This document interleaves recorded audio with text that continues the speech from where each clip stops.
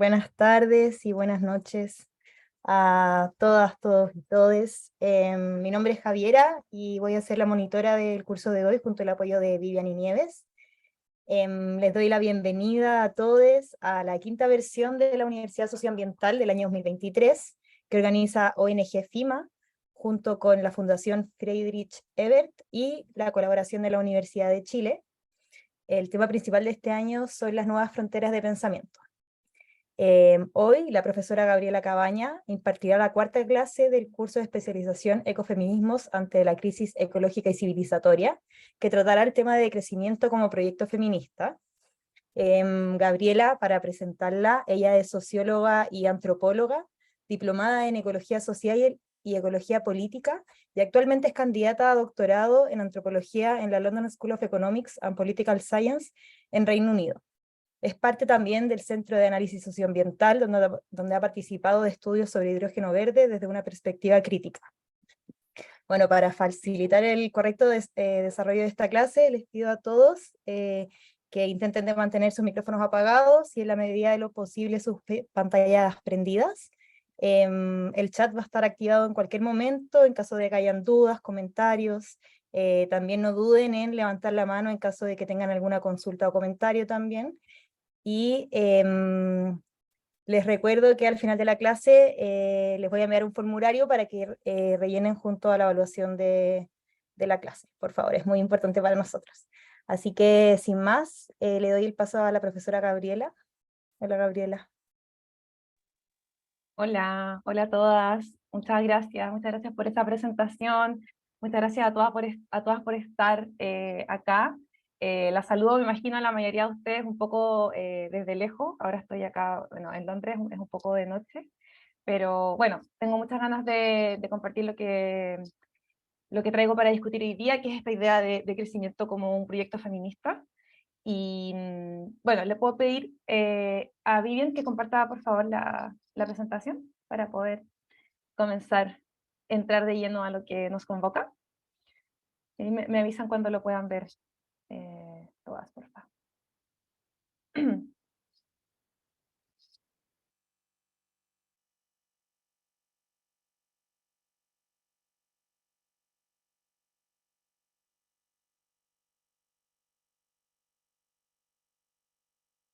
No sé si está Vivian por ahí o si me escucho.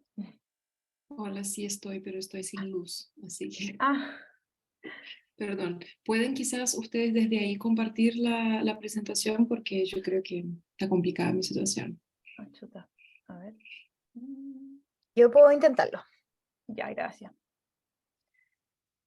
Bueno, pero de todas formas, por mientras aparece la imagen ahí en pantalla, como para contarles un poco que creo que es buena práctica desde quienes pensamos y aprendemos y reflexionamos desde los feminismos, siempre partir un poco con una reflexión de lo situado, y quería contarles un poco, antes de hablar de la clase en sí, cómo es que llego yo al tema.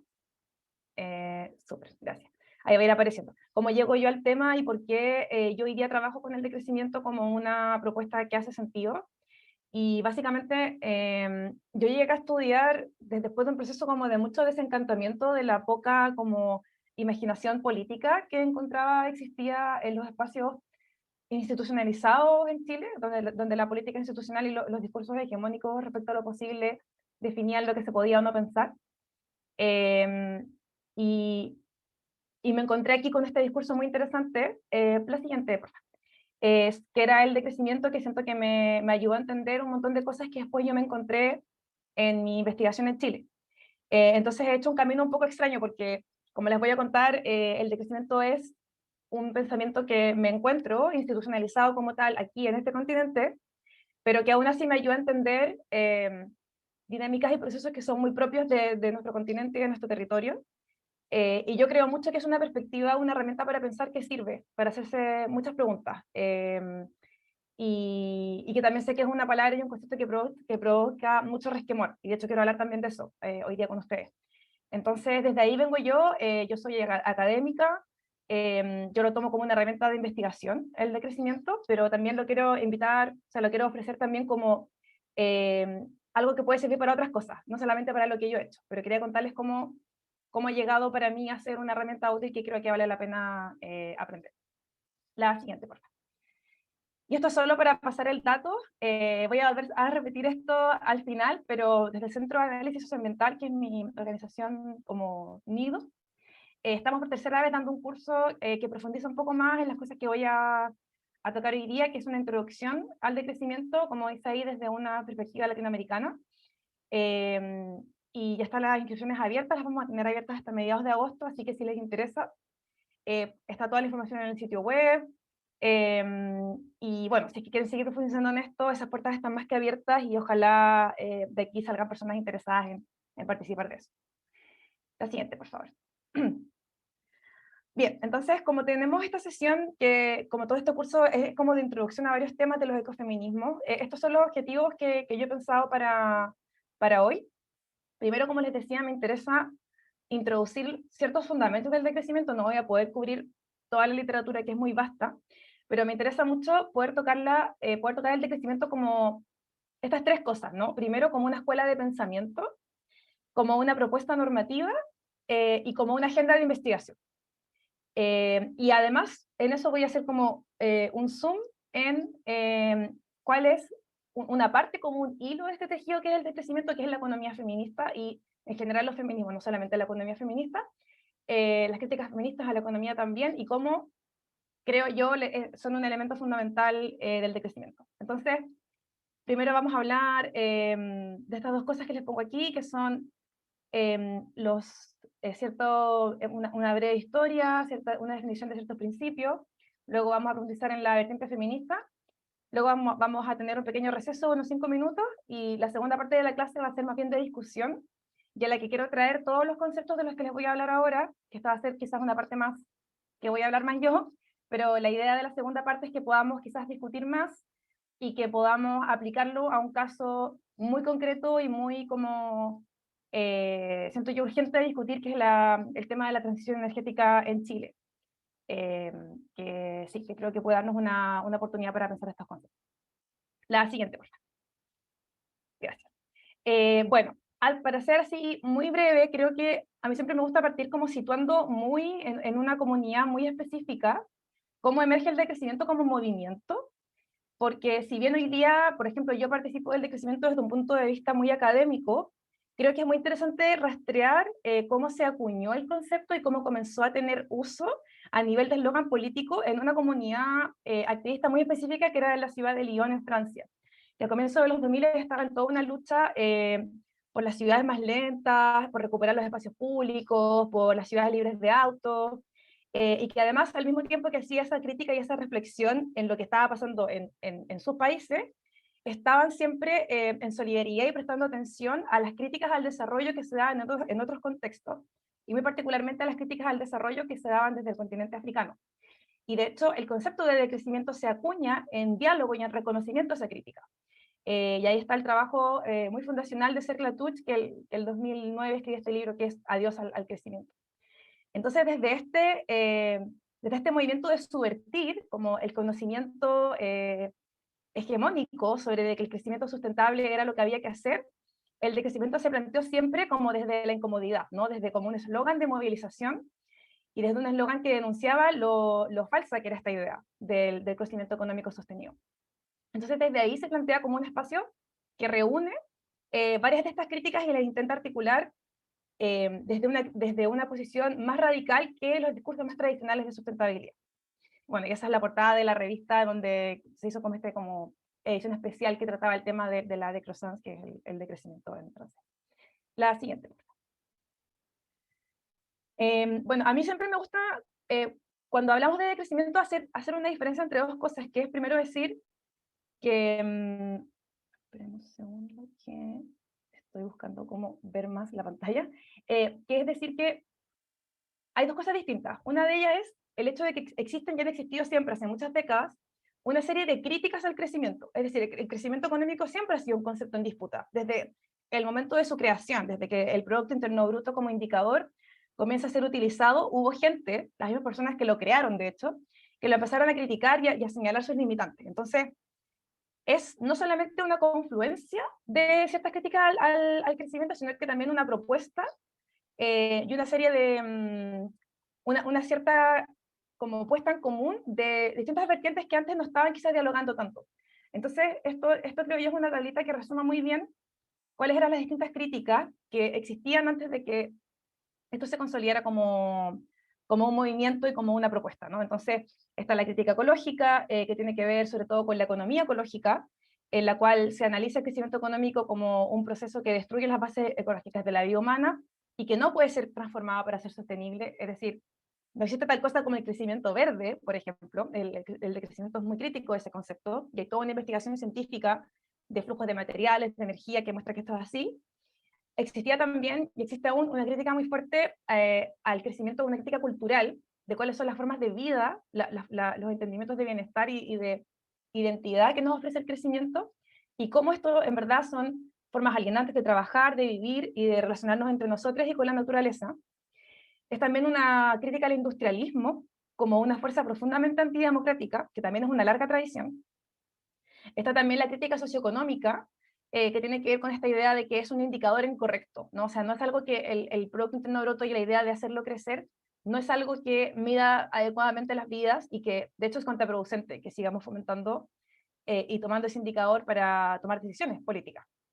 Luego está la crítica feminista, que solo la voy a mencionar, pero después me quiero meter en esto con más tiempo, que es reconocer y hacer el análisis de que el crecimiento económico está fundamentado sobre la sobreexplotación, basada en género y que devalúa el trabajo, lo que muchas autoras llaman el trabajo reproductivo, o el trabajo de sostenibilidad de la vida, por ejemplo. Y bueno, claramente es una crítica al capitalismo y yo no creo que esto esté en disputa en el decrecimiento, pero yo sí creo que es una perspectiva anticapitalista, porque muchas veces hay gente que cree que no lo es, que es decir que el crecimiento económico está íntimamente relacionado con los procesos de acumulación y explotación capitalista, o sea, es un eje central del capitalismo y no se puede desmantelar el capitalismo si no cuestionamos la lógica de crecimiento infinito.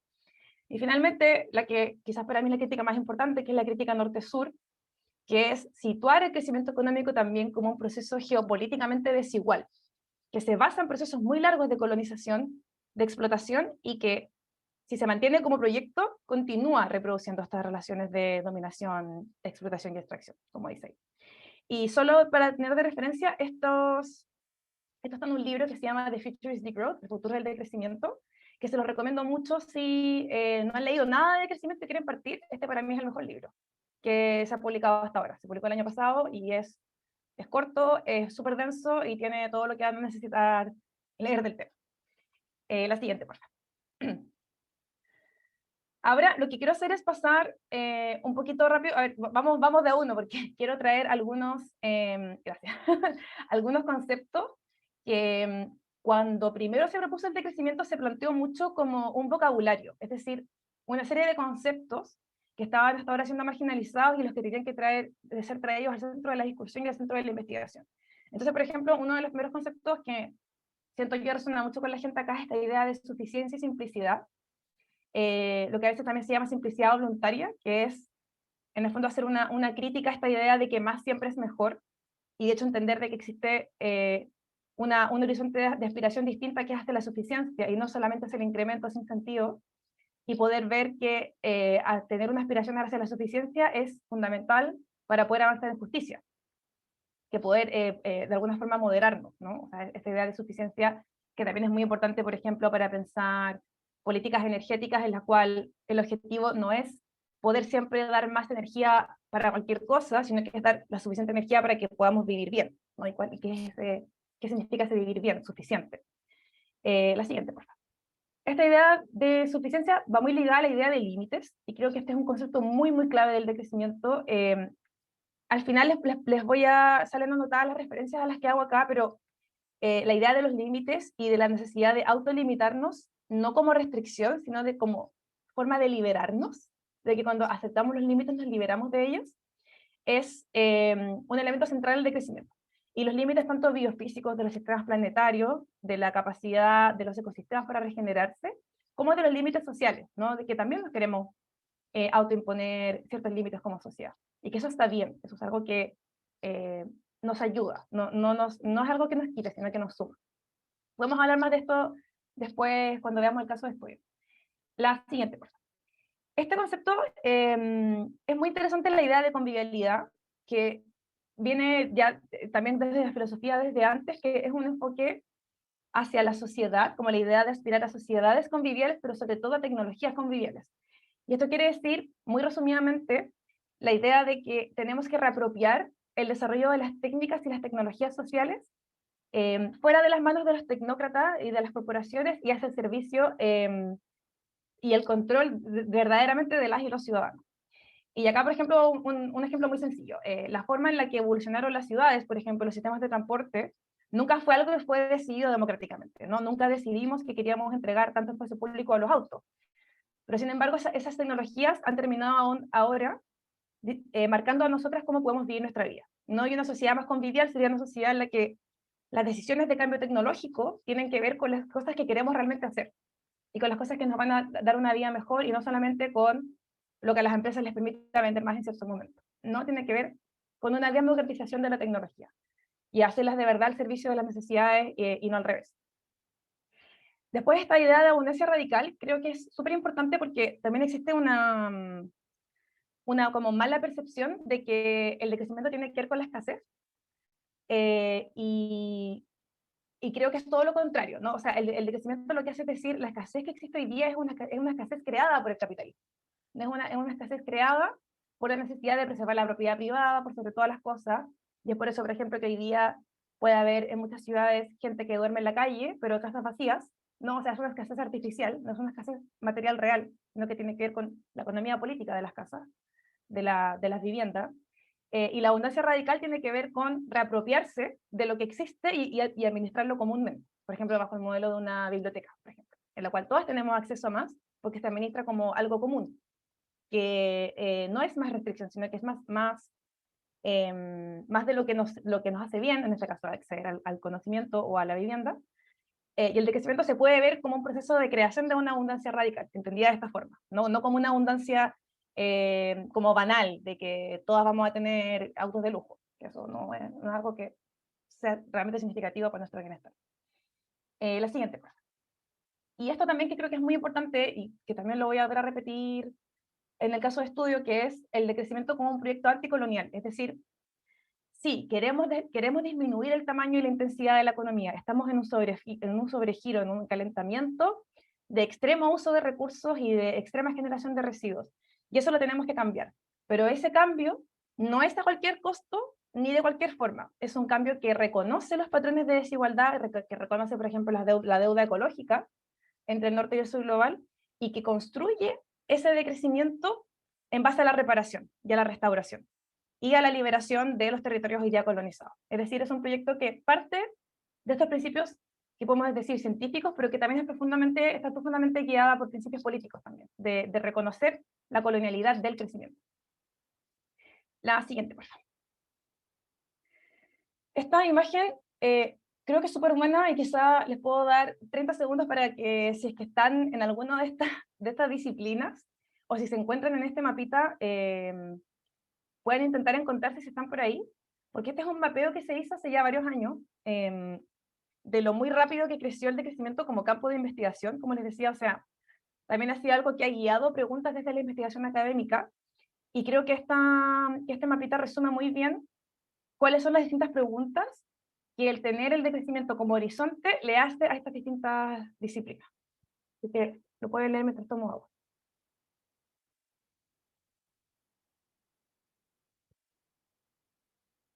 Esto está en un artículo que resume los distintos avances en la investigación sobre el decrecimiento y que también lo tengo ahí, está la referencia por si lo quieren buscar, y creo que plantea preguntas súper interesantes y que son preguntas que bajo el paradigma del crecimiento no, como que son cosas que no podemos preguntarnos, ¿no? Son como cosas imposibles de pensar. Y la siguiente, por favor.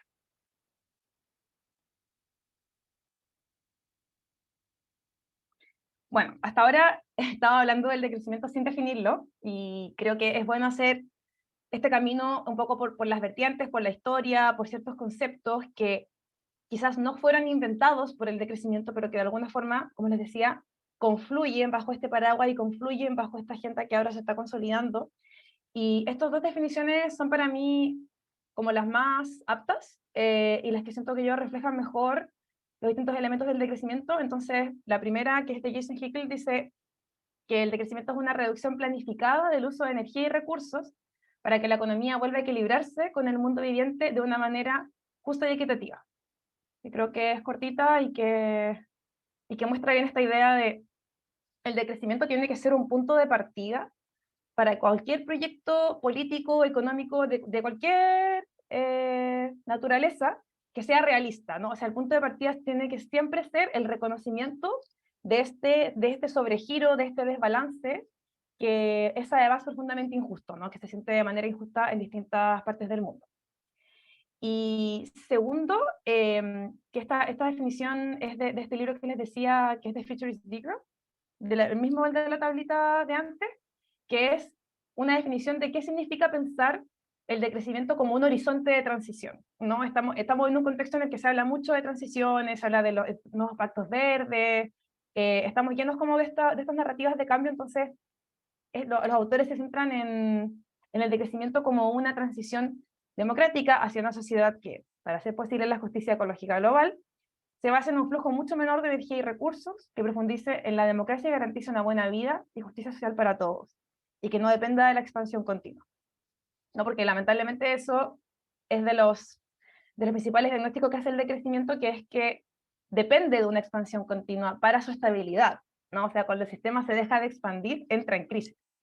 Y eso es un problema de diseño de nuestra economía. No es que todas las sociedades humanas funcionen así o tengan que funcionar así por algún mandato natural, ¿no? O sea, estas son todas decisiones del diseño de nuestras economías que se pueden cambiar.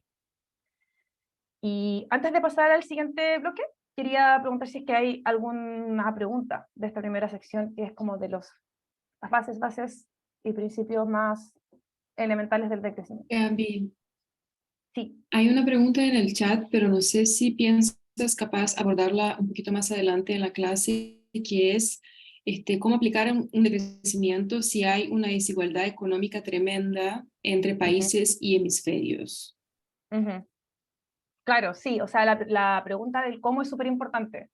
Y creo que acá esto que estoy planteando aquí al final en la definición es fundamental. Y esto, o sea, la pregunta a la que, que se plantea acá en el chat es la gran pregunta que siento yo en la que está el decrecimiento ahora, que es esta idea de, creo que el decrecimiento le hace mucho sentido a la gente como horizonte, pero siempre la gran pregunta es el cómo de la transición y el cómo de lograr que los países, los estados que hoy día están en una situación de poder y de ventaja, como suelten ese poder. Y creo que es una pregunta desde ya más allá de la academia, creo yo, desde la estrategia política y desde las alianzas. Y acá, para mí, por lo menos, las personas o las organizaciones que están abordando esta pregunta de manera más clara y como más directa, son todos los movimientos por la abolición de la deuda. Porque en el fondo ahí es donde se identifica un nudo súper fuerte que hace que los patrones de actividad económica del sur global estén atados a este proceso de expansión, ¿no? Porque lo que terminan pudiendo hacer los países no tiene que ver con lo que realmente quieren hacer para sus poblaciones, sino que para poder pagar la deuda, ¿no? Y poder romper esta dependencia financiera sería una gran canada de autonomía política para los países del sur global. Y ahí, claro, la pregunta es cómo, porque claramente esto no se va a lograr pidiendo por favor. Y ahora también hay como todo un proceso de movilización de cómo se puede luchar esto a nivel más de como bloques. Y creo que es una pregunta como de un proyecto en construcción. O sea, para quienes creen que los estados pueden ser agentes de este cambio y pueden jugar un rol en cosas como esa, hay varias iniciativas interesantes y movimientos que están apuntando a este tipo de cosas más macro, ¿no? Y esa es sin duda una forma de transicionar o de avanzar hacia el decrecimiento, pero también hay otras posturas que quizás no son como apuntando a esta pregunta, pero muchas otras posturas que dicen que en verdad el decrecimiento, más que preocuparse de arreglar estas cosas tan macro, debería preocuparse de ir creando las alternativas como en el presente, como más prefigurativo, ¿no? Como de ir Locales. creando ya estas economías que van a poder reemplazar al capitalismo. Entonces, Solo para decir que el decrecimiento tiene como muchas diferencias y mucha discusión en su interior sobre el cómo. Y eso creo que es súper interesante como movimiento. De ahí les puedo compartir más recursos de eso si les interesa. No sé si hay alguna otra pregunta antes de pasar al siguiente bloque. No en el chat, pero yo capaz tendría una pregunta que es como más conceptual, que si desde la perspectiva que manejas pensarías que el decrecimiento es necesariamente anticapitalista o se mueve Mm, por fuera del modelo económico capitalista. Para mí sí, para mí el decrecimiento es necesariamente anticapitalista. Y creo que es muy decidor, más que a nivel conceptual, a nivel práctico, como yo siento que la resistencia que existe a nivel discursiva del decrecimiento es muy decidora de cómo no puede ser cooptada por el capitalismo, ¿no? Porque el capitalismo te puede hacer crecimiento sustentable, te puede hacer un montón de cosas, pero no se puede comprometer a un decrecer, porque eso va muy en contra de su como espíritu expansivo. Entonces, para mí, de verdad, no hay un cuestionamiento profundo a la lógica de crecimiento si es que no hay un cuestionamiento a los mecanismos que permiten y legitiman esa lógica de expansión. Entonces, yo en verdad yo no conozco a nadie en el mundo del decrecimiento que no sea abiertamente anticapitalista, pero sé que es Tengo obviamente una, un movimiento muy variado también. Gabriela, disculpa. Por ¿Sí? ejemplo, esta modalidad del comercio justo que hay en algunos países Ujú, de la Unión Europea. Entonces, tú vas, compras un producto y ese producto y el dinero va de vuelta a la comunidad que produjo eso. ujú, Y cada vez avanza más como una manera de gestos habituales, domésticos, que implican también un cambio cultural. ujú, Claro, en el Walmart puedes encontrar o en el Carrefour todo lo que necesites, pero también están estos pequeños comercios y que tienen este fin colaborativo y solidario. ujú. Eso sería un ejemplo, por ejemplo, una política micro, no macro como las que mencionaba, que tienen ahí la voluntad política Mm, también tiene mucho que ver, digamos, para poder llegar a esos cambios macro.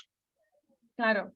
O sea, yo creo que esas iniciativas son interesantes por varios motivos y existen muchas cooperativas, por ejemplo, que apuntan a tener un comercio justo, por ejemplo, cultivo orgánico, que pague bien el trabajo que significa producir alimentos, cosas así, que creo que son espacios de experimentación importantes, pero también está muy estudiado, o sea, estas prácticas de comercio justo a esta altura son muy antiguas, de que en el fondo, si se plantean como nichos y como posibilidades de opciones de compra para quienes pueden permitirse esa opción, eh, tiene muy poquito efecto. O sea, tiene un efecto de generar una alternativa más dentro de otras que son igualmente explotadoras, ¿no? Y en el fondo, por ejemplo, no incorporan esta idea de límites. Entonces, por ejemplo, no sé, ¿cómo vamos a incorporar la idea de que no podemos comer en todo el mundo plátanos, que es una fruta tropical, todo el año? Como vamos a tener que poner un límite a eso. Y claro, el comercio justo en ese sentido no está apuntando a algo así, a una autolimitación. O sea, aborda algunas cosas, pero también hay otras que no las aborda. Entonces creo que sirve para aprender de cómo se puede comercializar de distintas formas. Entonces, no sé, por ejemplo, formas de comercio que son cero emisiones, entonces que mueven todo alrededor del mundo sin usar combustibles fósiles, que son muy interesantes como experiencias logísticas, pero que también significa que se vuelven productos de lujo, de facto, para quienes puedan comprarlas. Entonces, creo que, Sí, claro, son estos espacios de experimentación, pero que también tienen sus limitaciones y que tienen limitaciones que están súper estudiadas, ¿no? O sea, que producen dinámicas que no logran romper finalmente con las lógicas más sistémicas. Y eso es a lo que hay que ir a desmantelar, ¿no? Como no ujú, permitir que sea una opción que sea justo, sino que todo el comercio debería ser justo. exacto, sigo, no de nichos, sino que de la mayoría. Ujú. De todo, Gracias, Gabriela. no de nada. Gaby, hay una Eh, última pregunta y no sé sí, si para quieres moverme seguir a la antes de siguiente. No, esta. pero démosle, si no, me muevo a la siguiente después de esta. A ver. Sí, porque creo que también está como bien, es un planteamiento bien conceptual y que después lo puedes desarrollar más en profundidad, que es justamente cómo el decrecimiento se relaciona con el concepto de lo local o la localización. Ujú. Sí, o sea, creo que ahí, y voy a hablar de esto ahora cuando me meta más en la propuesta feminista, toda esta idea de las economías diversas y de volver como a enraizar y a estar más en contacto con qué significa sostener la vida en la que participamos, ¿no? Que no sea algo como abstracto en lo cual consumimos algo que se produjo al otro lado del mundo y lo que yo descarto se va al otro lado del mundo y nunca más lo veo. O sea, localizar y relocalizar, toda esta idea de las bioregiones, eso tiene mucho espacio en el decrecimiento. Y ahí, o sea, la mayoría de la gente que yo conozco que trabaja en decrecimiento forma parte de alguna cooperativa local, de estas librerías de bibliotecas de cosas, y en el fondo están en estos procesos de poder generar más autonomías locales a nivel económico. Así que eso definitivamente es parte. Sí. Lo voy a dejar cortito porque voy a hablar de eso ahora, así que me voy a mover a la vertiente feminista para que alcancemos a tocarlo antes de una pausa. Bueno, entonces, volviendo a la tablita, como les mostraba antes, quería profundizar un poco más en qué significa esta idea de que hay una crítica particularmente feminista a la idea de crecimiento económico infinito e ilimitado. Y la siguiente, por favor. Acá quiero como hacer una pequeña exploración teórica, como de dos, que ahora se está reconociendo ahora en los últimos años como precedentes y precursoras, realmente, a muchos problemas del Producto Interno Bruto que fueron reconocidos en los espacios más hegemónicos muchos años después. Y esto es solo para mencionar a dos ecofeministas muy importantes que hablaron. Bueno, María Mies por una parte de la economía de la subsistencia y de un montón de otras cosas. María Mies fue una pensadora muy prolífica, y Marilyn Warren, que fue una de las primeras personas en articular una crítica al sistema de cuentas nacionales, ¿no? Lo que conocemos como el Producto Interno Bruto. Y bueno, María Mies fue de las primeras personas que ya en los 80, o sea, viniendo de todo el movimiento de feminista de los 70 ya, que voy a mencionar más en la siguiente slide, existía ya una conexión y un análisis sobre cómo se relacionaba el patriarcado con los procesos de acumulación capitalista a escala global. Y María Mies fue de las primeras en delinear muy claramente cómo existía una conexión entre la explotación colonial de los espacios coloniales o recientemente descolonizados, ¿no? Que siguen siendo espacios de extracción. Ella vivió e investigó mucho tiempo en India.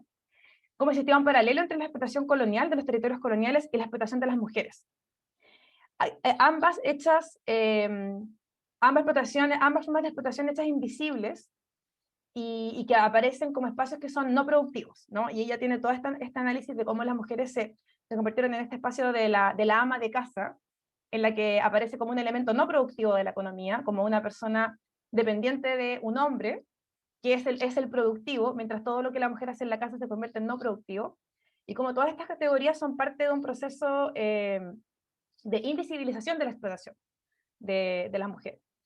Entonces, bueno, ella fue de las primeras en armar como todo este gran como imagen que hace el paralelo de la explotación de los territorios y de las mujeres y sobre todo de los territorios colonizados, y cómo esto es un proceso que existe como dividido en miniatura o de manera muy granular en distintos espacios, ¿no? O sea, esta figura de la ama de casa es, claro, en los espacios, en los países colonizados o también no colonizados, existen ciertos paralelos que se pueden rastrear y una cierta como solidaridad de este trabajo y de este rol de este rol productivo o reproductivo que no se considera.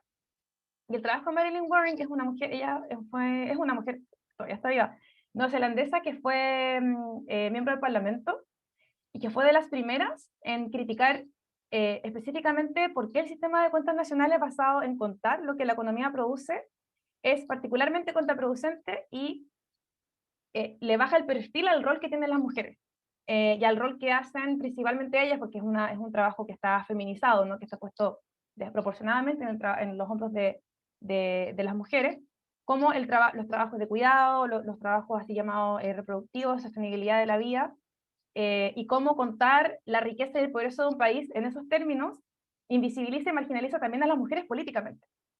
Entonces ella fue de las primeras en articular esta crítica en los 80, fines de los 80, y en el fondo esta es una crítica que hoy día se retoma muy fuertemente desde el decrecimiento y desde los espacios feministas del decrecimiento. La siguiente, por favor.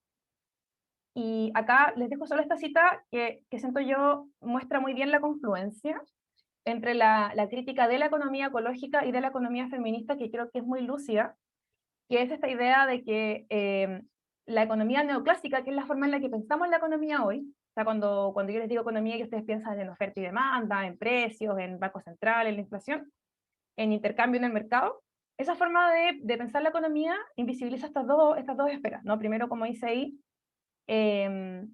por ejemplo, la biosfera aparece como fuera de la economía, ¿no? Entonces, la economía ecológica lo que trae es el mundo material de vuelta al pensar la economía, o sea, reinserta la economía dentro de la esfera más grande que es la biosfera, y ese es como el gran movimiento y el aporte conceptual de la economía ecológica.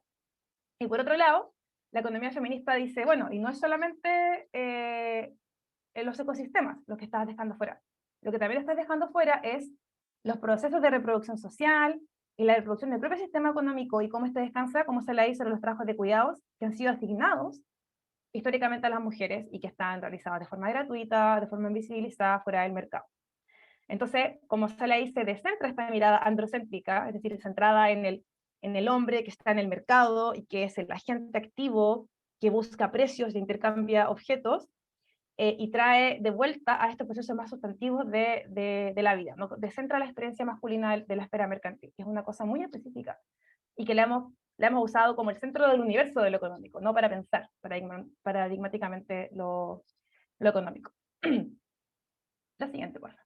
Bueno, esto, o sea, dos cosas. Esto del iceberg de las economías diversas, esto es muy típico de una escritora feminista, Gibson Graham, que muy en línea con lo que decía María Mies cuando habla de la economía de la subsistencia, está haciendo una crítica usando la típica figura del iceberg de decir, bueno, cuando pensamos en la economía, muchas veces pensamos en lo que ahí les pongo arriba del iceberg, no lo que se ve por encima del mar. Pero la verdad es que eso que llamamos economía no podría existir sin lo que está abajo. Y ahí ellas enumeran una serie de prácticas y de elementos que son de lo que María Mies llamaría la economía de subsistencia, es decir, las cosas que hacemos en el día a día para mantener el mundo andando, ¿no? Que no tiene que ver con producir y vender cosas, sino que muchas veces con mantener, con el reparar, otros elementos como el intercambio de regalos, el cuidarse mutuamente, y que esos son los elementos que están escondidos, y estas son lo que ellos llaman las economías diversas, que están de alguna forma marginalizadas y erosionadas por la economía capitalista, y bueno, Gibson Graham lo que quieren construir es una economía más diversa basada en una reapropiación democrática de la economía. Entonces, creo que esta metáfora del iceberg es muy buena para darnos cuenta de que cuando llamamos y determinamos ciertas cosas como económicas, eso también es un movimiento político, designar como, esto es el espacio que es el que produce valor, ¿no? O sea, lo que importa es lo que pasa ahí, donde se mueve la plata. Y donde no se mueve la plata, como no es tan importante. Y puede ser de alguna forma siempre como tirado para la cola, por decirlo así informalmente. Y esto tiene mucho que ver, como hacía referencia antes, con todo un movimiento también de politización de los cuidados y de la esfera doméstica que ocurrió. O sea, yo estoy familiarizada con lo que pasó en la escena más anglosajona, que fue toda esta idea de los sueldos por el trabajo doméstico, que fue una idea en contra de todo el proceso de cortar y de restringir las ayudas sociales. Acá en Reino Unido eso fue muy fuerte, que en el fondo buscaba visibilizar cómo el capitalismo depende del trabajo no pago, principalmente de mujeres, que se hace en la esfera doméstica, y cómo el reclamar un reconocimiento monetario de ese trabajo era también una herramienta política, pero las mujeres también se reconocían como tales, ¿no? Como personas que aportan a la sociedad, y no como se les ve muchas veces esta idea de que la persona que recibe beneficios del Estado es como una carga, no es como alguien que no aporta, como si las cosas que se hicieran, todos los cuidados que se hicieran dentro del hogar no fueran realmente fundamentales para la vida. Entonces, eso fue un proceso muy importante de politizar y de visibilizar lo que significan realmente los cuidados, y que sin eso el resto del sistema no puede funcionar, ¿no? O sea, si las personas que se dedican a eso se fueran a paro realmente, el mundo colapsaría, no duraría un día, mucha gente moriría probablemente. La siguiente, por favor. Bueno, quería traer esto a colación porque creo que para mí, de nuevo, volviendo un poco a compartirles cómo ha sido interesante para mí también participar de este concepto, es que se ha creado un espacio en los últimos años dentro del decrecimiento, un espacio específicamente feminista que ha venido a traer toda esta idea de lo político del proceso de reproducción social a la reflexión más amplia decrecentista, y sobre todo en el año 2020, cuando, no sé si se acuerdan que hubo como todo este momento de mucha creatividad política teórica, de pensar otras formas de hacer economía, otras formas de reactivar, hubo también todo un proceso de repensar esto desde una mirada feminista, y hubo ahí un proceso de discusión y creación colectiva de una propuesta y de un manifiesto que en el fondo rescataba qué era lo que esta pandemia nos estaba enseñando sobre qué es lo que realmente importa, qué es lo que realmente hay que sostener, cuáles son las actividades que si las suspendemos no pasa nada, y cuáles son las que de verdad no podemos permitirnos no hacer, y que hacía una propuesta de cómo hacer una reconstrucción post-COVID centrada en los principios feministas. La siguiente, por favor. Acá Sí, y bueno, acá simplemente los quiero mencionar porque estos son como 4 principios que ahí les dejé el link en todo caso. Antes había una versión en castellano y no sé qué pasó, que se les cayó. Pero bueno, igual hay una versión en inglés y se puede traducir como con herramienta de Google. Pero primero, y esto es muy en línea con lo que les venía diciendo, como toda esta idea del reconocimiento y regeneración de las esferas de reproducción social y ecológica. La siguiente, por favor. Esto que me pareció muy interesante, que fue reconocer lo opresiva que eran las definiciones legales heteronormativas del parentesco, es decir, asumir que la unidad doméstica es siempre como un hombre y una mujer que están a cargo de manera exclusiva de ciertos cuidados, y en el fondo toda una repartición y una forma de organizar la vida que no hace justicia realmente a la diversidad de formas que hay de cuidarse y de vivir, o sea, de organizar los cuidados. Y que esto en el fondo hizo muy difícil, por ejemplo, a la gente durante la pandemia poder acompañarse, cuando no cabían bajo esta idea de ser como parientes de sangre, por ejemplo. La siguiente, por favor. De nuevo, este concepto como una economía de cuidado o una economía de los cuidados que democratice el acceso a los cuidados, y que quite el acceso a los cuidados de la esfera privada, es decir, de aquellas personas que pueden simplemente acceder con plata. Y creo que acá es súper interesante decir que, o sea, es importante recordar que no es que vivamos en una sociedad sin cuidados, o sea, somos una sociedad que tiene cuidados, porque si no, no estaríamos vivas, pero que los cuidados están distribuidos de manera desigual, están distribuidos de manera que oprimen a ciertas poblaciones más que a otras, le dan mucho más trabajo a ciertos grupos de la población más que a otras, y está muchas veces las prácticas de cuidado al servicio de los mismos procesos de acumulación capitalista, ¿no? O sea, se convierte muchas veces en un negocio, por decir así. Entonces, recentrar los cuidados quiere decir democratizar esos cuidados, convertirlos en una cosa a la que todas tenemos derecho y que tiene que administrarse en pos del bien común, y no de poder generar réditos para algunas pocas personas.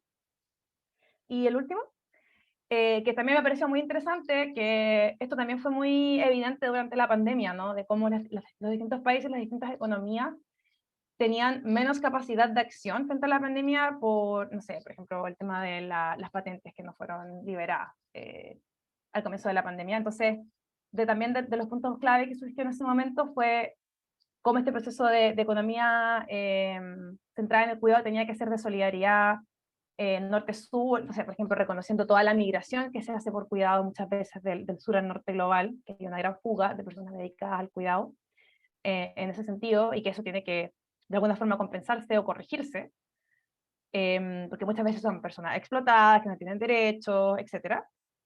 Y tocando el tema que yo les había dicho, que era la cancelación de la deuda, el rechazo de la austeridad y el ajuste estructural, que una vez más iba a hacer empujar este cuidado a los hogares, a la esfera privada, y no reconocerlo como un asunto público, un asunto común, y que tiene que ser organizado como tal. No puede ser el sálvese quien pueda. Así que bueno, eso para contarles un poco lo que se conversó en esos espacios, y que es una conversación que creo que sigue, o sea, hasta el día de hoy es un grupo que está muy vivo, ¿no? Y solo para terminar ahora en estos minutos que me quedan, y antes de dejar un ratito para preguntas antes del receso, quería terminar esta parte más teórica de la clase hablando o desmantelando quizás 3 mitos del decrecimiento que son, en mi experiencia, con los que más me he topado, o los que más le vienen a la mente a la gente cuando primero escucha esto, que es, primero, esta idea de que, como tú quieres que la economía decrezca, entonces tú lo que quieres es que haya una recesión, o lo que quieres es que haya austeridad, ¿no? Que la gente tenga menos acceso a distintos servicios. Y siguiente, por favor. Y creo que acá es muy importante decir que esto es completamente al revés. O sea, a ver, la definición de recesión es lo que pasa, como sale ahí, cuando una economía que está diseñada para crecer se reduce. O sea, es algo que pasa accidentalmente, es un resultado no buscado. Y es fruto de que nuestra economía, para ser estable, depende de su constante expansión, lo que en un contexto de crisis socioambiental global es una muy mala idea, o sea, es un error de diseño de nuestra economía. Entonces, el decrecimiento, muy importantemente, es siempre intencional, es siempre democrático, y es siempre planificado, no solamente como el fracaso de crecer. Y la siguiente, por favor. Y también, como les decía, no tiene que ver con la austeridad, no tiene que ver con tener menos, sino que tiene que ver con crear esta abundancia pública, esta abundancia radical. La siguiente, por favor. Me queda un puntito ahí. Sí, bueno, y que esto es muy importante, que la austeridad en el pasado se ha usado como excusa y como medio para estimular el crecimiento. O sea, siempre la lectura política de las políticas, de cuando se impone austeridad, es decir, los recortes al gasto del Estado, siempre ha sido como, tenemos que hacer esto para que la economía vuelva a crecer. Entonces, el decrecimiento no, obviamente no apunta a eso, no tiene eso como excusa. Segundo, que creo que es muy importante decirlo explícitamente, que muchas personas piensan que cuando se habla de decrecer, se habla de alguna forma de controlar la población. La siguiente, por favor. Siguiente clic. Y acá es muy, muy importante decir de que el decrecimiento no es maltusianismo, o sea, un malentendido maltusianismo que alguna gente cree, no es limitar o prohibir a la gente tener hijos, para nada. Y eso es porque la lectura que se hace de la crisis socioambiental, como les he intentado delinear hasta ahora, es una crisis política, en la que se reconoce que el mayor impacto que se tiene a nivel socioambiental es de las minorías que viven con una riqueza que es totalmente desproporcionada y totalmente irracional desde cualquier punto de vista de justicia. Entonces, el problema es esa desigualdad, que hace que ahí estén los problemas de huella ecológica y huella de carbono. Entonces, no es un tema, no es que no haya suficiente para todas, sino que tiene que ver con reorganizar los sistemas de tal forma que podamos proveer para todas las personas. Y eso es como un principio muy importante del decrecimiento, que también no tiene que ver, o sea, respeta la autonomía reproductiva de las mujeres, no tiene ahí, no es algo que se pueda imponer, ni que busque como algún control hacia la disminución en ese sentido. Y que tiene que ver con el último punto, que mucha gente cree que el decrecimiento tiene que ser un proyecto de alguna forma autoritario, y acá solo mencionar, siguiente, por favor, que aparezca el puntito ahí, que yo siempre creo que la forma de responder a esta pregunta es entender que nuestro sistema actual ya está sostenido sobre procesos económicos que son sumamente antidemocráticos, que no han sido decididos mayoritariamente. Tenemos una democracia que no se amplía a los campos de la economía y a cómo se puede organizar la economía. Y el decrecimiento no es, porque también mucha gente lo asocia como a un sistema de planificación como centrado en el Estado, un sistema de organización muy burocrático, y eso no es para nada el caso. O sea, como les decía antes, las estrategias de transición y de transformación en el decrecimiento son muy variadas, y el decrecimiento nunca confunde lo público con lo estatal. O sea, lo público, lo común, se puede construir de muchas formas, amplía de alguna forma la democracia, como les pongo ahí, es un proyecto de democracia radical, que puede ver el Estado como una herramienta, potencialmente, pero no como lo que tiene que ser como la nueva autoridad opresiva, si es que hoy día pensamos que la presión está en los mercados. No es como pasar el poder de un lado para otro, ¿no? O sea, al revés, es un proyecto mucho más abierto, es mucho más horizontal, y de nuevo, como es un proyecto que no se puede basar en la imposición autoritaria o la imposición como lo que fueron los procesos de ajustes estructurales a través de organismos internacionales. O sea, como yo siempre digo, como que si el decrecimiento va a ser impuesto, entonces para mí ya no es decrecimiento. O sea, tiene que ser siempre un proceso que nazca en concordancia y que le haga sentido a los pueblos, a los territorios, y que apunte siempre a la emancipación entendida desde ahí, no desde una mirada tecnocrática vertical.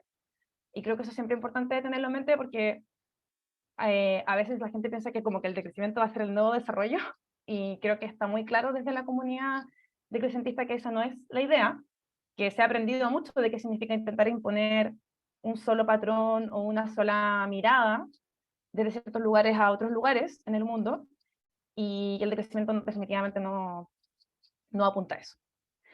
Y quedan 5 minutitos antes de que nos hagamos receso, y quería solo preguntar si es que hay preguntas de esta segunda parte antes de que nos vayamos a un pequeño receso. Gaby, hola. Sí. Tenemos una pregunta de Anne que dice así. ¿Qué opinas de la propuesta de Catherine Markall plasmada en parte en su libro ¿Quién hacía la cena de Adam Smith? Ah, pucha, no he leído el libro, sé de lo que habla, y sé que la respuesta es que se lo hacía a su mamá, y que la mamá le hacía la comida. Pero sí, Seguramente.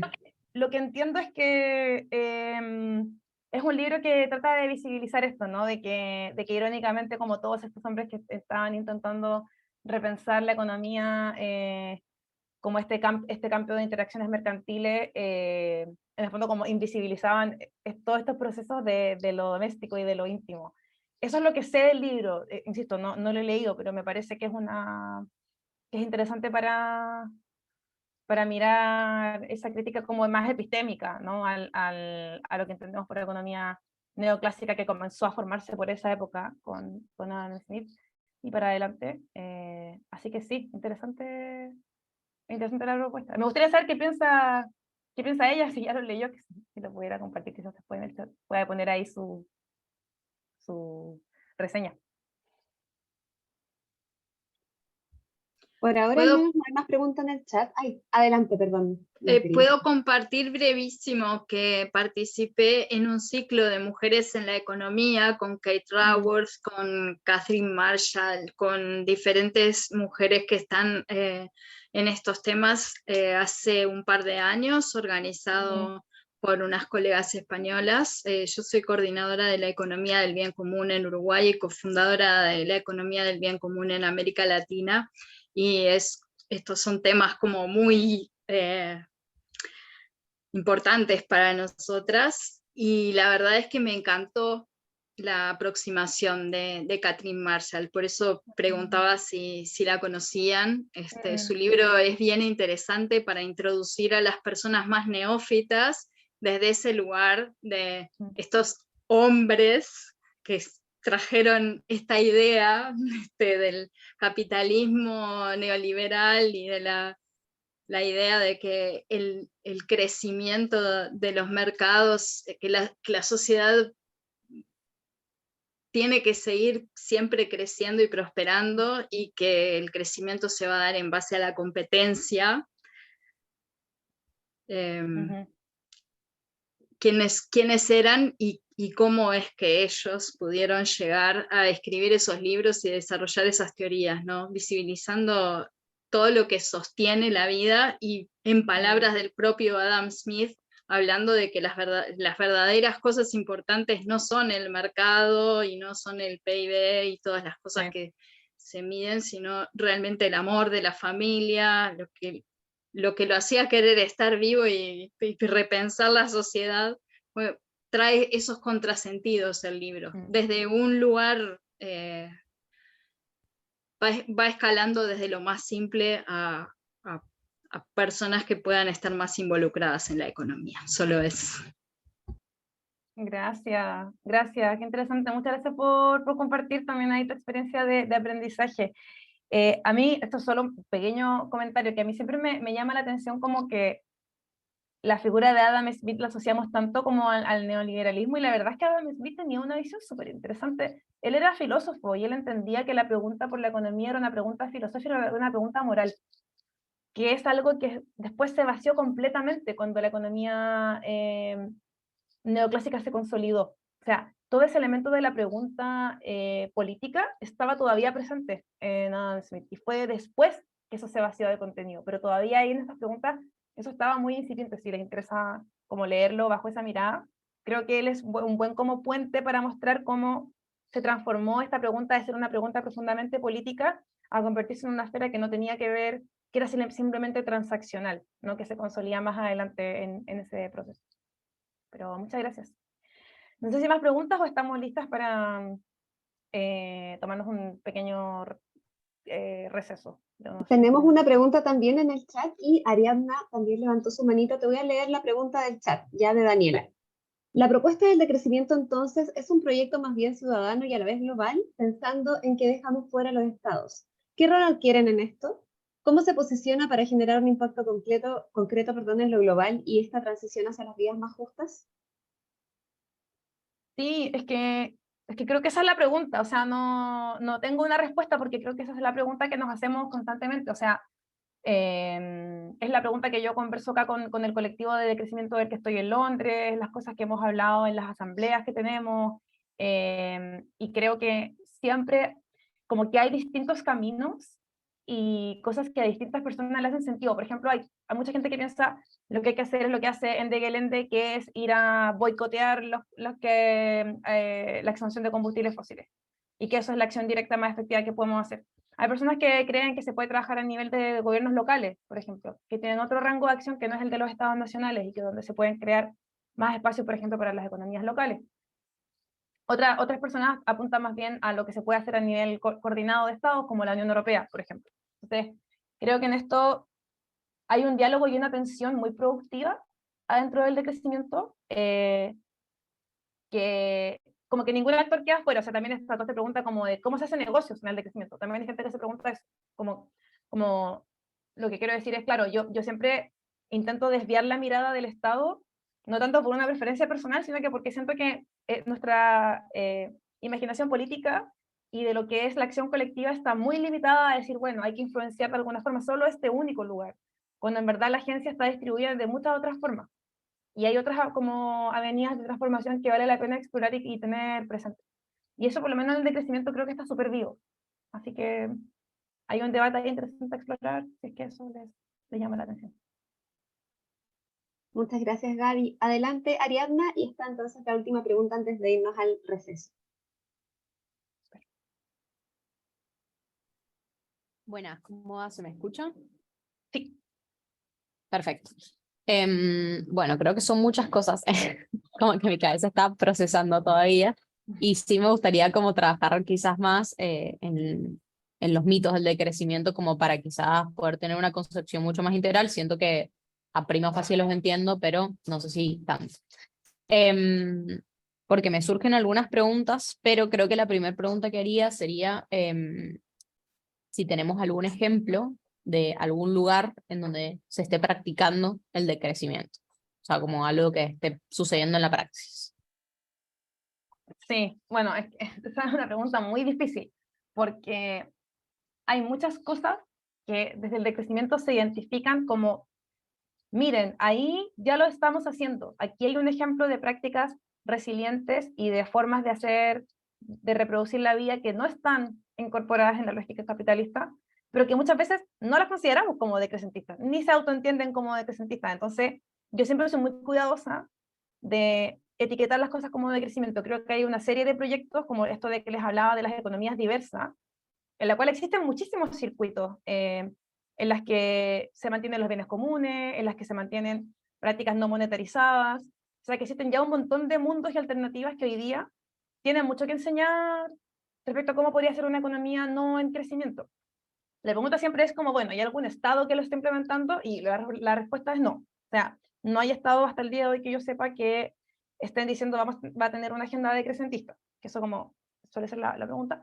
Lo que sí, existen muchas iniciativas interesantes de países. Por ejemplo, yo sé que en Nueva Zelanda, en Escocia ahora, en Bután, se han hecho esfuerzos activos para repensar los indicadores de desarrollo y de bienestar y para cambiar los procesos de planificación de políticas públicas en torno a otros indicadores que no sean el crecimiento.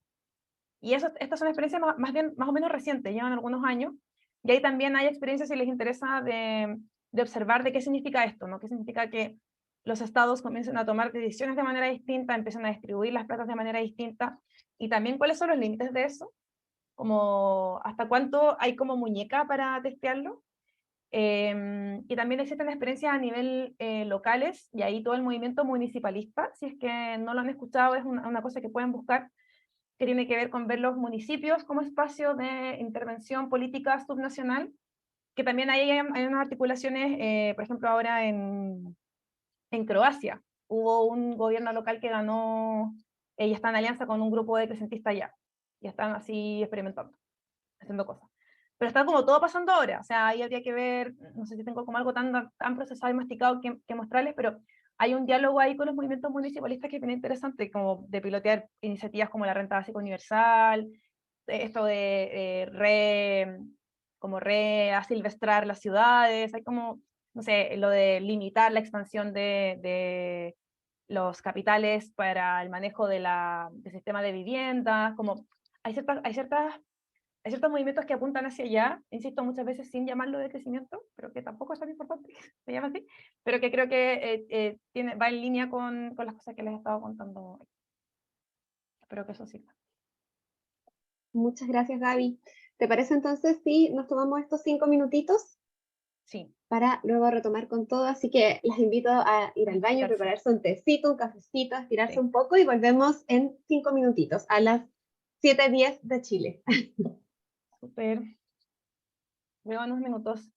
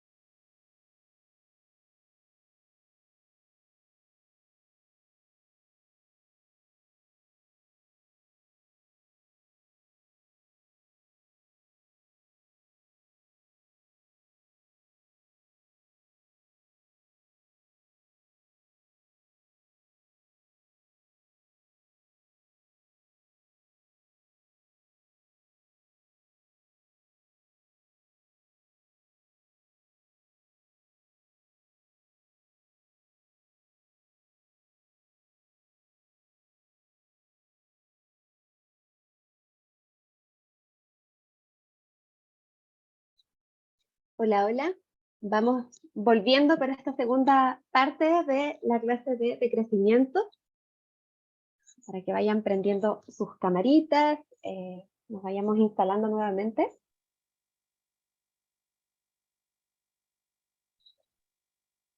Gracias. Bueno, fue un poco intenso. Sé que fue un poco denso. Lancé mucha información en este primer módulo. Bueno, siempre es difícil intentar introducir algo que siento tiene tantos niveles. Pero lo que quería hacer ahora, para que fuera como más interactivo y que lo pensemos como en un caso bien concreto a nivel de ya, o sea, ok, ¿qué significa si nos queremos tomar en serio estos principios, si nos queremos tomar en serio este diagnóstico? Entonces, lo que les voy a plantear ahora, y esto lo voy a hacer más breve, o sea, como quizá un poco más breve de lo que había pensado viendo el tiempo, es tomar el caso que es el tema de mi investigación, de lo que yo estoy ahora trabajando en mi tesis, que es el tema de la transición energética en Chile, y cuáles son algunas de sus limitantes desde una perspectiva feminista y de decrecentista, por supuesto, que para mí son perspectivas convergentes. La siguiente, por favor. Entonces, el contexto que quiero dar para pensar, bueno, cuando estamos en esta idea de transiciones energéticas, ¿no? Probablemente ustedes saben, si están en un curso como este, están muy conscientes de la gran crisis socioambiental global, una crisis que es holística, que no tiene que ver solamente con las emisiones de carbono, sino que es una gran amenaza a la sostenibilidad de la biodiversidad de los ecosistemas, y bueno, y una larga serie de etcéteras. Y en este contexto lo que está ganando mucha circulación en los discursos hegemónicos políticos es esta idea de que tenemos que hacer una transición energética, ¿no? Que tenemos que dejar los combustibles fósiles. Ahora, me quería centrar en dos políticas que están teniendo ahora como mucha discusión en Chile y que se plantean en el contexto de esta transición, que son el litio y el hidrógeno verde. Primero, el hidrógeno verde, si me hacen clic por ahí, va a aparecer. El hidrógeno verde, si es que nunca lo habían escuchado, es una cosa media complicada, pero también puede sintetizarse, resumirse de esta forma, que es un vector energético, y también podemos llamarle un combustible sintético, que se puede producir a partir de electricidad y agua. Cuando se produce con electricidad que viene de fuentes renovables se llama hidrógeno verde, y que cuando se produce de esta forma es carbono neutral. Hay otras formas de producir hidrógeno a partir de combustibles fósiles que no son verdes porque son a partir de combustibles fósiles. Y como la gran gracia del hidrógeno verde es que es un combustible que se puede sintetizar y que cuando miramos ese circuito cerrado de producción no tiene emisiones, ¿no? Y por eso lo van a ver usualmente acompañado de simbologías de este tipo, ¿no? Como hojitas verdes que flotan en el cielo, y es como una cosa muy amigable, un poco etérea, ¿no? Que está ahí flotando como en este paisaje medio idílico. Y bueno, el litio quizás les es más familiar porque es algo que llevamos escuchando ya mucho tiempo, que es un mineral que es clave en la mayoría de las baterías que se piensa pueden reemplazar el uso de ciertos combustibles fósiles, y que en Chile existe más que nada, bueno, en Chile y en todo el sector compartido con Bolivia y Argentina, existe la forma de salares. Entonces, estos son los dos elementos que quiero que discutamos juntas brevemente. La siguiente, por favor.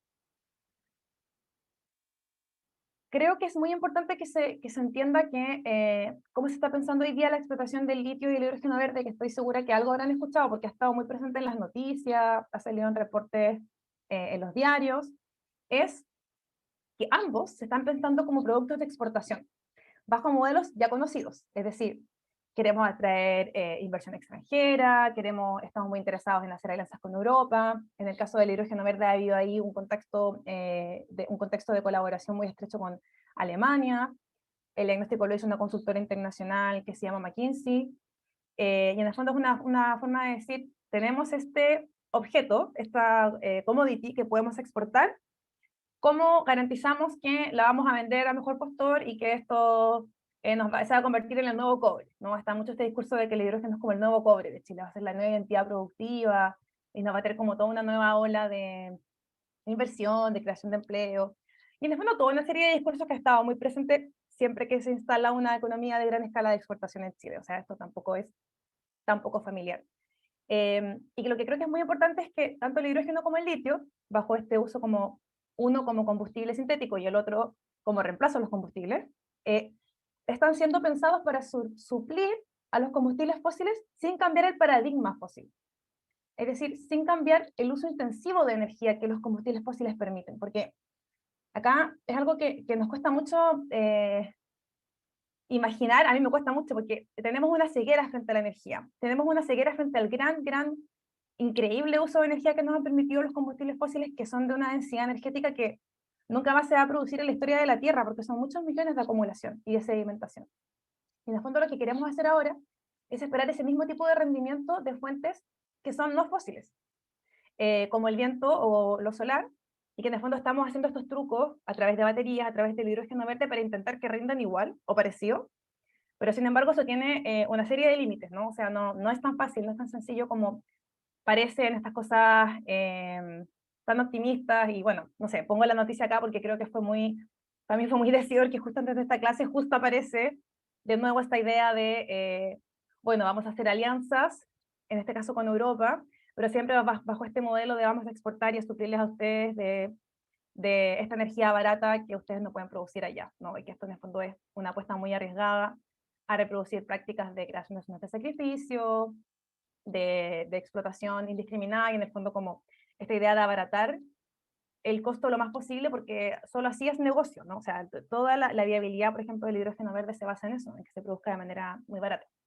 Y pongo acá este concepto que también es muy importante en el decrecimiento, que es el modo de vida imperial, que es, de nuevo, este proceso de consolidación de la economía mundial a través del uso de combustibles fósiles, partiendo desde el carbón hasta ahora el petróleo, el gas, que se basa en esta disponibilidad barata de un montón de cosas de la naturaleza, y entre ellas la energía, el uso de la energía para poder hacer lo que queramos, para volar al otro lado del mundo fin de semana, para poder que comamos mango todo el año, a pesar de que el mango se produce en otra parte del mundo, y toda esta serie de arreglos y entendimientos de la buena vida que tienen que ver con esta disponibilidad del mundo, que es una mirada imperial, ¿no? De poder tomar lo que necesitemos de ahí. La siguiente, por favor. Y acá creo que es muy importante que entender que tener el objetivo o la mirada puesta en soluciones como el hidrógeno es tener una mirada muy angosta a problemas que son mucho más amplios, ¿no? O sea, hay una frase que me gusta mucho, que es decir que los autos eléctricos pueden ser el futuro de los autos, pero no el futuro del transporte. Y no podemos seguir teniendo un sistema orientado a la propiedad privada de los autos. O sea, eso ya está totalmente obsoleto por un montón de motivos, no solamente por el hecho de que emiten CO2, ¿no? O sea, hay una serie de cosas de cómo queremos vivir, de cuál es el tipo de movilidad justa, otros problemas de cuáles son los materiales que requerimos para hacer estos autos funcionar, cuál es su vida útil. Y en el fondo, de nuevo, desde el decrecimiento lo que estamos haciendo es ampliar los límites del sistema, no solamente mirar, ando a 10 kilómetros en un auto A y en un auto B, ¿cuál es mejor? Sino que entender en qué sistemas y en qué estilos de vida estamos insertando esta tecnología y cómo las podemos hacer más conviviales, que era este concepto que les hablaba al comienzo. Entonces, acá ya ya nos está haciendo ruido de que estamos apuntando a tener lo mismo que tenemos, pero de otra forma. Estamos como intentando hacernos trampa. La siguiente. Esto es solo como para darles como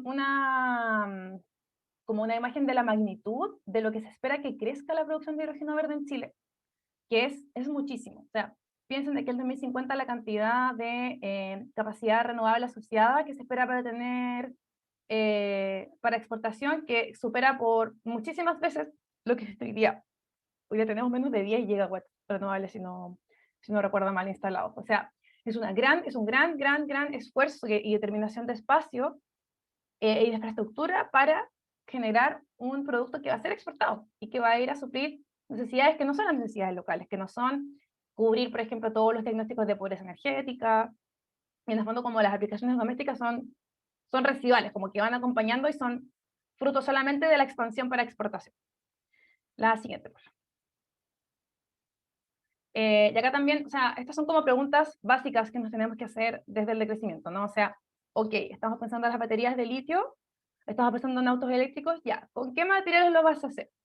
O sea, ¿cuánto existen los minerales o sea, dentro de los límites de la biosfera? ¿Existen los minerales disponibles para poder hacer eso que estamos pensando? Y esto es un estudio que también está ahí en la referencia, que muestra en el fondo cómo las expectativas de demanda de minerales, entre ellos el litio, superan con creces las reservas que existen probadas. O sea que tendríamos que sacar todo lo que sabemos que hay de estos materiales para poder que cada persona maneje un auto eléctrico, ¿no? O sea, que parece además una forma bien irracional de solucionar el problema del transporte, porque como sabemos, el uso del auto privado no es un sistema justo. Entonces, cuando empezamos a ver lo que significa seguir empujando esta frontera de expansión y nos ponemos en concreto, ¿qué significa adoptar una solución como el litio para las baterías, por ejemplo? Eso va como apareciendo de manera más concreta cuando nos hacemos estas preguntas. Y la siguiente, por favor. Que también creo es súper importante, que es decir, ¿en qué territorios va a pasar esto? Porque muchas veces decimos, bueno, el aire y el viento son infinitos, están en todas partes, pero la infraestructura para recolectarlas no es irrelevante, no es inconsecuente. Entonces, en particular con el tema de la energía eólica, que es con lo que trabajo yo, este artículo ya es viejo, creo que es del 2018. Ya en ese momento, hace 5 años, existían muchísimos conflictos por el uso de tierra, ya que una vez más, estas herramientas de generación se plantean en territorios que se ven como vacíos, como que no tienen otra función de valor y por lo tanto son espacios que se ven como destinados a producir esta energía.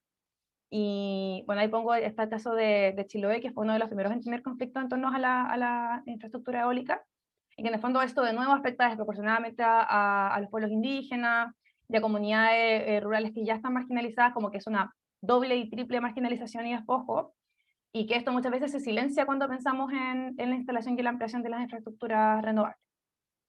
La siguiente, por favor.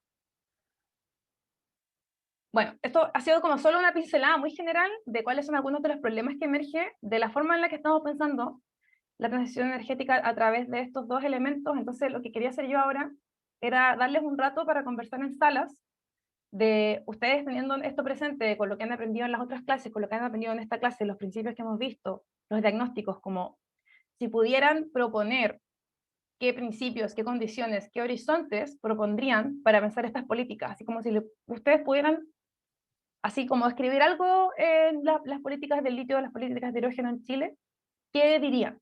¿Qué les gustaría que estuviera incluido que no está, considerando cómo está siendo diseñado ahora? Creo que hacer ese ejercicio de imaginación puede ser bueno.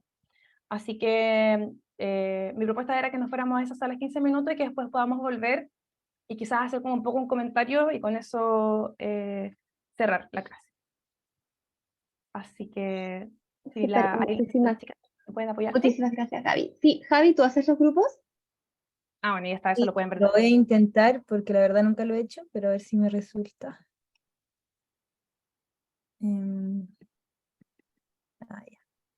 Ya. Ya, ahora los voy a crear. Súper.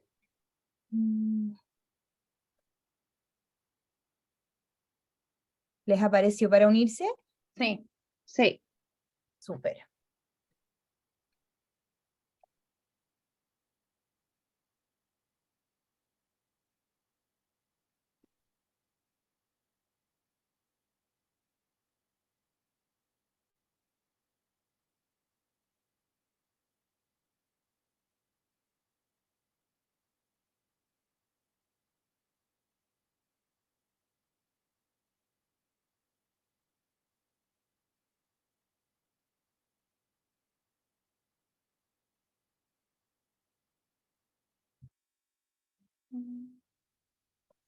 Faltan algunas personas que se Sí. sumen.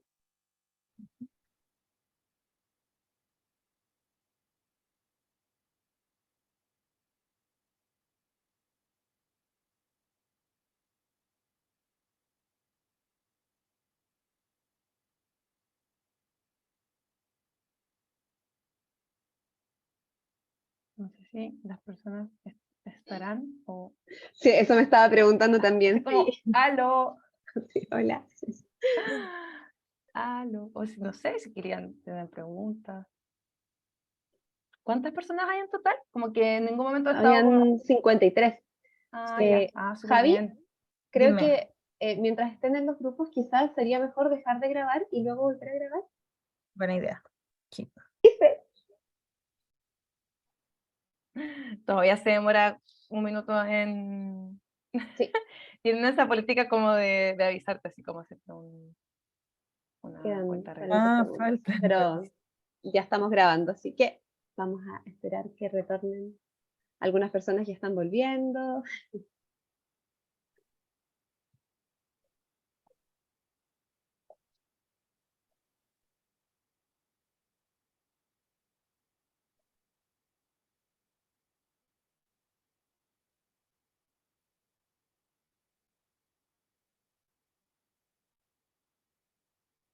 vamos a tener todas las respuestas a nuestras preguntas de la transición. Hola, hola a todos quienes van volviendo a la sala principal.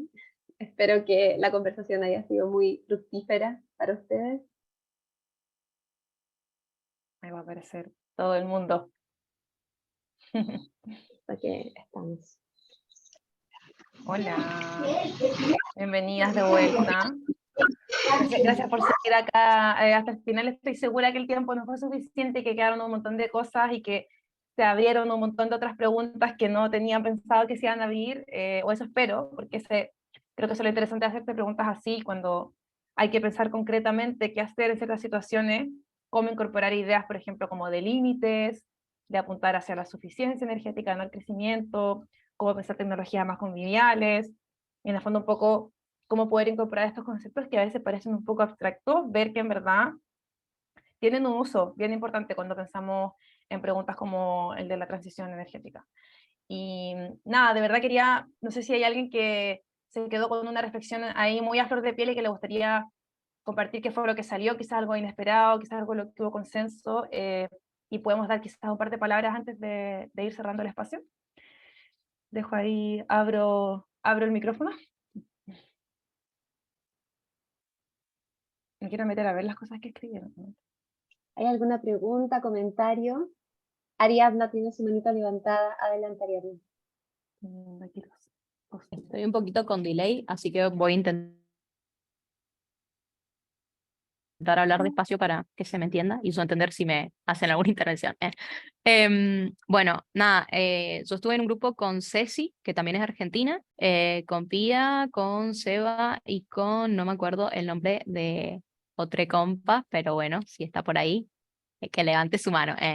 Pero bueno, nada, tuvimos bastantes reflexiones y sí había un consenso en cómo, nada, estas políticas siguen perteneciendo a la perpetuación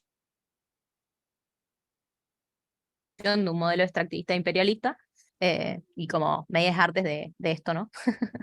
Pero bueno, sí tendríamos que ponernos en la situación de aceptar estas políticas y entendiendo que están sucediendo también.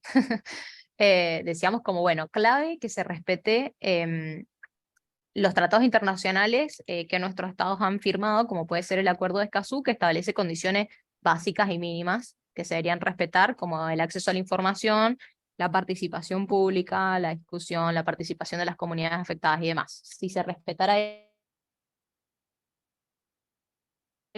eso, digamos que esas serían condiciones básicas y mínimas que de buenas a primeras tendrían que estar. Em, pero bueno, más allá de eso, que decíamos como es súper necesario que se respeten estos tratados internacionales, decíamos, salieron dos cosas que me pareció muy buenas. Por un lado, hablamos sobre la cooperación internacional entre los países que tenemos estos bienes comunes como preciados, digamos ahora, como puede ser el litio o el hidrógeno verde, y hacer una cooperación internacional entre nosotros, países del sur con el sur, porque nada, nos pasaba de esto, de como cooperación internacional,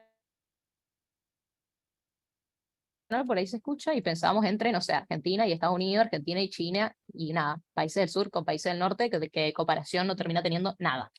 Eh, entonces, bueno, por un lado eso, que me pareció súper interesante, y como fortalecer ahí esos lazos de resistencia y sostén. Y por otro lado decíamos como, bueno, quizás una muy buena condición sería establecer la condición precisamente de que si vendemos este litio o hidrógeno verde desde el país que lo compra, hay un compromiso de necesariamente bajar su gasto energético, independientemente de si viene de una energía renovable o no, como no importa. Bueno, ustedes están comprando litio y quieren hacer su transición energética, todo bien, pero más allá de la transición energética necesitamos reducir el gasto energético de buena primera. Entonces, como esta condición hacia quien compra. Y bueno, es eso. Gracias. Gracias, muy interesante. Y me gusta mucho como lo de cuestionar la pregunta, o sea, totalmente, creo que una respuesta muy válida es decir, ¿por qué tenemos que asumir que es imperativo, es que estos, lo que como bien tú dices, bienes comunes, como los tenemos que explotar, ¿no? Hay una cosa así como de inevitabilidad que creo yo es parte del problema, así que qué bueno que eso haya salido, me encanta. Quizás escuchar a una palabra más de algún grupo más antes de cerrar. sé si... Sí, ahí veo una manito. ¿Daniela? Sí, Adelante, hola a Daniela. todas. Bueno, quería compartir un poco la reflexión del grupo. La verdad, el título fue Tenemos más preguntas que respuestas, porque se nos hace un poco como bien controversial el pensar en beneficio para los territorios, las mujeres, en una lógica que sigue al modelo de la economía actual. Entonces, lo que escribimos fue, ¿de qué manera las lógicas de esta transición energética subvierten el paradigma económico actual? Al exportar esta energía se sigue perpetuando la dependencia del sur global con el norte global. Por otro lado, ¿cuál es la necesidad de exportar sin considerar primero las necesidades propias del país? Como que la noticia hable primero de la exportación antes de ver de qué manera funciona a nivel nacional, creo que es fundamental cuestionárselo. Pensando también en la prevención para la sobreexplotación, el extractivismo y la devastación de los territorios.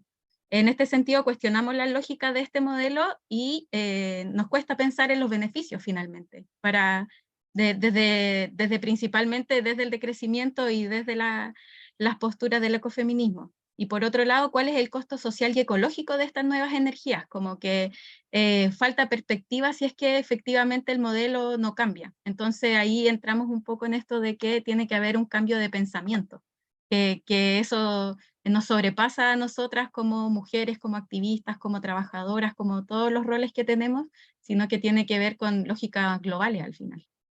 Eso. Gracias, muchas gracias Daniela, qué bacán escucharte y escuchar sus reflexiones, creo que son súper agudas y súper ciertas. Lo único quizás solo el último punto de decir que claro, nos sentimos sobrepasadas porque esto parece muy grande, pero que también todas estas cosas que parecen grandes son gente haciendo cosas y que desde nuestros quehaceres, donde sea que estemos, sí podemos empujar siempre la aguja un poco, no sé, me gustaría pensar que hay un punto en estar ahí siempre como insistiendo, ¿no? Como es por lo menos la invitación. Pero muchas gracias, gracias por esa claridad. Y bueno, quería dejar esto, quedan poquitos minutos, quizás ya para ir cerrando este espacio, sé que está por ahí, tienen que mandar la pequeña evaluación, quizás dejar para terminar estos minutos con eso, para que puedan terminarlo tranquilamente dentro del espacio de la clase, y de mi parte, solo agradecerles mucho este espacio, que siempre es súper bonito compartir y hay que aprendamos de todos nuestros distintos saberes.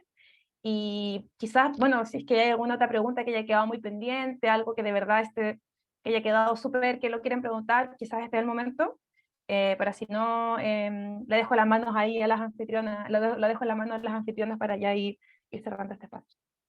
Gaby, ¿te parece si compartimos el Miro mientras tanto? Quizás alguien se anima a comentar algo, a compartir. Dale, sí, si lo tienes por ahí. Sí, lo tengo por acá. Sí, es que estaba mirando, no todos los grupos rellenaron, pero varios lo hicieron y hay algunas palabras muy interesantes. Lo voy a hacer rapidito. Acá está. ¿Lo pueden ver? Sí. Ya. Entonces me quería acercar a unos, por ejemplo, el grupo 2 plantea, bueno, pensamiento extractivo tiene que cambiar, no estamos de acuerdo con la extracción del litio, pero ya que ocurre, limitar su extracción y uso lo más posible. Condiciones de uso bien común, no para uso privado, priorizar uso local, limitar exportación. ¿Cuánto de acuerdo?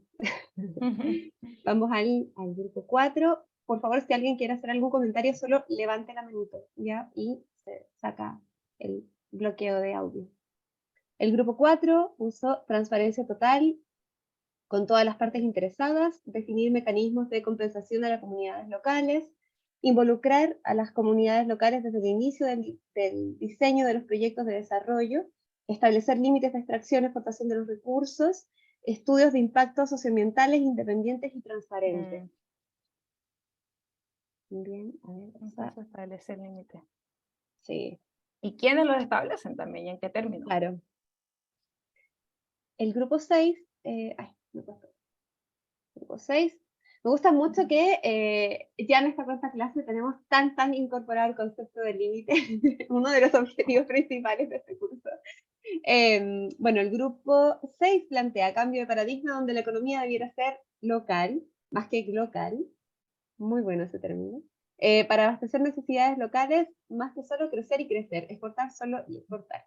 Límites, límites económicos, convivialidad, democratizar las tecnologías, abundancia radical, escasez es una mirada del capitalismo. Muy bien. De crecimiento traería esta abundancia radical, suficiencia, simplicidad voluntaria. Políticas de gobierno o Estado, pensar en abastecer necesidades locales, mantener los recursos dentro del país primero y luego exportar si es posible. Un territorio. Súper, de acuerdo. Acá el grupo 7 plantea, bueno, creo que quizás este era el grupo de Dani, ¿no? Que decía que tenían más preguntas que respuestas. Dani, ¿está tu grupo, el grupo 7? ¿Estás por ahí? Sí, yo era parte del grupo de la Dani y ese era nuestro grupo. Ya, perfecto. Entonces me lo voy a saltar porque alguien ya lo compartió. Y tenemos el 9, ¿no? 10 políticas públicas de gobernanza multinivel, cooperación y convocatoria a la comunidad local y étnica mediante consultas públicas, desarrollar los proyectos desde un enfoque ecológico sistémico, aminorando el impacto medioambiental. Perfecto.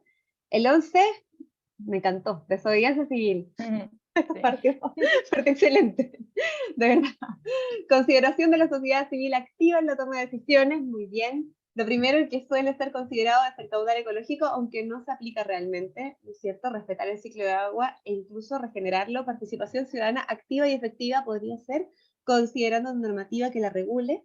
Visión sistémica, conectada e interdependiente. Derechos de la naturaleza de forma explícita. Sí, por favor. Comprender como componentes de la naturaleza espirituales, culturales y no solo los recursos naturales. Muy bien. Y creo que, a ver si no me equivoco, sí, esas son todas las preguntas, o sea, perdón, lo que consultaron en el muro. Les agradecemos muchísimo, muchísimo a todas las personas que se quedaron hasta esta hora junto a nosotras, a nosotros todos. Quedamos 41 personas y no me queda más que agradecer a Gabriela por esta tremenda clase, por todos los conceptos, todas las reflexiones y todas las oportunidades también que nos has compartido, especialmente en el marco de la imaginación política. Me parece que estas crisis múltiples que habitamos, como decía la Gaby, muchas veces suenan a algo especialmente inabordable, pero resulta que necesitamos más de ese cambio de pensamiento de imaginación política para poder accionar, ya que esto no nos detenga, como que nos mantenga impávidos. Tenemos que accionar y esa acción también puede ser local, involucrarse y aprender sobre esto, por supuesto, que es el primer paso. Así que muchísimas gracias, Gaby. Le mando un abrazo muy cariñoso a todos y nos vemos el miércoles. Gracias, Vale, gracias, Gaby. Muchas Les recuerdo gracias. Perdón, Vale, el formulario para la evaluación me está dando error a mí. No sé si le sucede lo mismo a los otros. Yo logré entrar, mira, lo voy a mandar de nuevo acá porque vi que este me funcionó, porque es verdad, la primera vez que traté de ingresar no funcionó y ahora, ese sí, el último que mandé, ese está funcionando. ¿Me confirmas que te funciona? No, el último que enviaste, no, yo no puedo acceder. Yo sí puedo acceder, qué raro. Extraño. Sí, A ver. qué extraño. ¿Alguien más le está pasando esto de no poder entrar? De verdad que apreté ese último. Pero después sí. Sí, Puedo por entrar. supuesto que hay taller el lunes. Alguien más preguntaba, Jocelyn también pregunta. Sí, este curso llega hasta agosto, Javi, si no me equivoco, ¿cierto? La última Sí, hasta fecha es, agosto. sí, es hasta agosto, así que nos quedan hartos lunes y miércoles todavía. La próxima clase es el lunes que viene, el lunes 24, y va a tratar sobre los temas de ecofeminismos y animalismo. Perfecto.